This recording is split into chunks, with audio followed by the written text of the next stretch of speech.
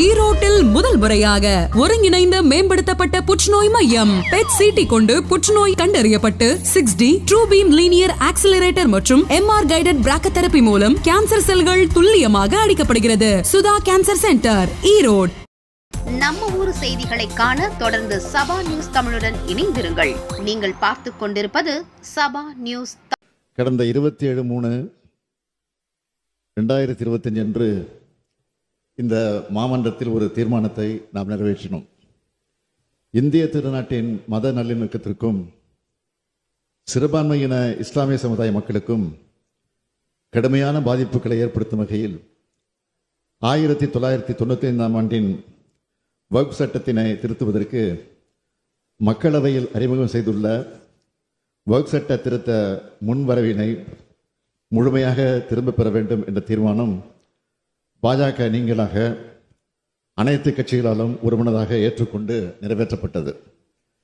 இந்தியாவில் இருக்கும் பெரும்பாலான அரசியல் கட்சிகளால் இந்த வக்ஃப் சட்ட திருத்தம் எதிர்க்கப்பட்டது. இவை அனைத்தையும் மீறி நாடாளுமன்ற மக்களவையில் வக்ஃப் சட்ட திருத்தம் நிறைவேற்றப்பட்டிருப்பது மிகுந்த கண்டனத்துக்குரியது. வக்ஃப் சட்ட திருத்த மசோதாவுக்கு எதிராக 232 நாடாளுமன்ற உறுப்பினர்கள் வாக்களித்துள்ளார்கள். ஆதரவாக 288 உறுப்பினர்கள் வாக்களித்துள்ளார்கள். இந்த சட்ட திருத்த மசோதாவானது நிறைவேற்றப்பட்டிருந்தாலும் எதிர்த்து வாக்களித்தவர்களின் எண்ணிக்கை 232 என்பது சாதாரணமான எண்ணிக்கை அல்ல. எண்ணிக்கை கூடுதலாக கிடைத்திருக்கலாம். ஆனால் இந்த சட்ட திருத்தம் எதிர்க்கப்பட வேண்டியது மட்டுமல்ல, முழுமையாக திரும்பப் பெற வேண்டியது என்பதுதான் நம் கருத்து. அதைத்தான் நாம் இங்கே தீர்மானமாக நிறைவேற்றி அனுப்பியிருந்தோம். இந்தியாவில் இருக்கும் பெரும்பான்மை கட்சிகளின் எதிர்ப்பை மீறி ஒரு சில கூட்டணி கட்சிகளின் தயவால் அதிகாலை 2 மணி அளவில் இத்தகைய சட்டத்தை நிறைவேற்றியிருப்பது இந்திய அரசியல் சட்டத்தின் கட்டமைப்பின் மீது செய்யப்பட்ட தாக்குதல், மத நல்லிணக்கத்தை குலைக்கும் செயல்.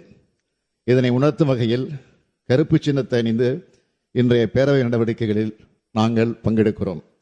சர்ச்சைக்குரிய இந்த சட்ட திருத்தத்துக்கு எதிராக உச்சநீதிமன்றத்தில் திராவிட முன்னேற்ற கழகத்தின் சார்பில் வழக்கு தாக்கல் செய்யப்படும் என்பதை இம்மாமன்றத்தில் தெரிவித்துக் கொள்கிறேன்.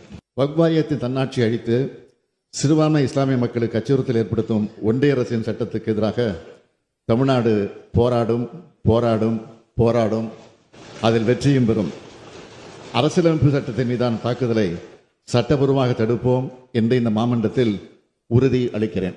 மாண்புமிகு பேரவைத் தலைவர் அவர்களே, சிறுபான்மை இஸ்லாமிய சமுதாய மக்களுக்கு கடுமையான பாதிப்புகளை ஏற்படுத்தக்கூடிய வகையில் 1995 ஆண்டின் வக்ஃப் சட்டத்தினை திருத்துவதற்கு மக்களவையில் அறிமுகம் செய்யப்பட்டுள்ள வக்ஃப் திருத்த சட்ட முன்னோடியை திரும்பப் பெற வேண்டும் என்று ஒன்றிய அரசை இப்பேரவை ஒருமனதாக வலியுறுத்தி 27/3/2025 அன்று தமிழ்நாடு சட்டமன்ற பேரவையில் ஒருமனதாக தீர்மானம் நிறைவேற்றப்பட்டு ஒன்றிய அரசுக்கு அன்றே அனுப்பப்பட்ட நிலையில் இன்றைக்கு வக்ஃப் திருத்த சட்ட முன்னோடி மக்களவையில் பெரும் எதிர்ப்புகளுக்கிடையே நிறைவேற்றப்பட்டிருக்கிறது.